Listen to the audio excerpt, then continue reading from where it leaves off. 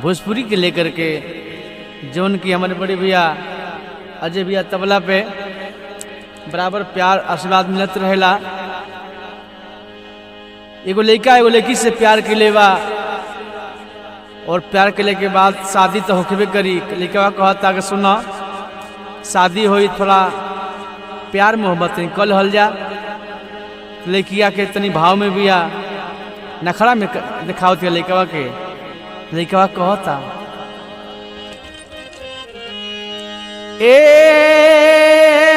गोरी हो आओ हमारा ओरी हो। लड़का कहता भैया कि कौनो दिनवा शिकार हो जैबू, कोनो दिनवा शिकार हो जैबू,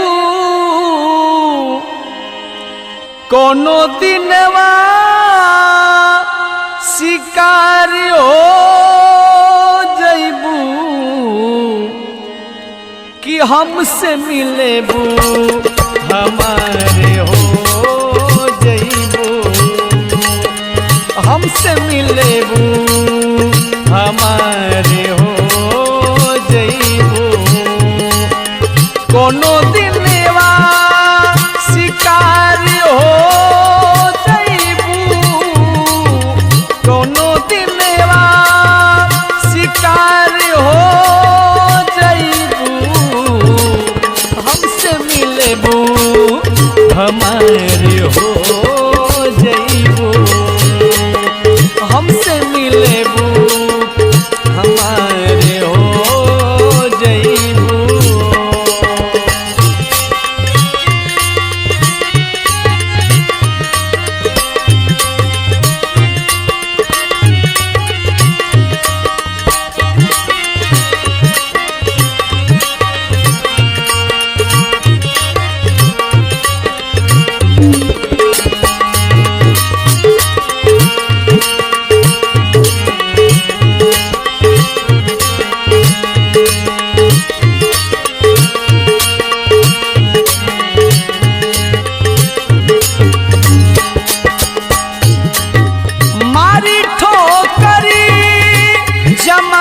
जबू तोह का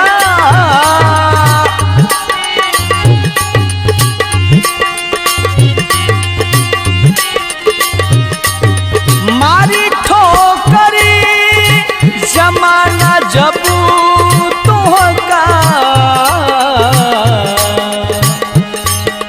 हमरे गरेवा के हारे हो जईबू, हमरे हरवा के हारे हो जईबू, कोनो दिनवा शिकार हो जईबू, कोनो दिनवा शिकार हो जईबू।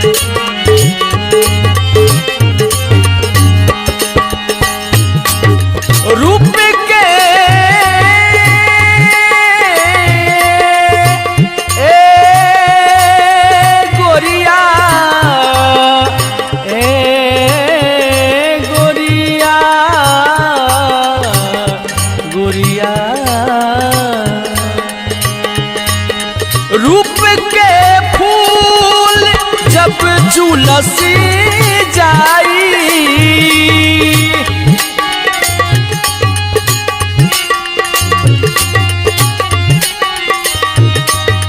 रूप के फूल जब झुलसी जाई,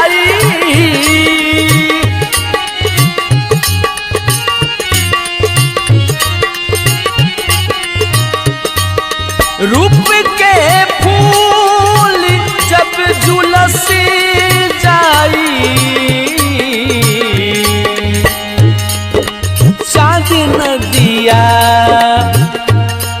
ए गुड़िया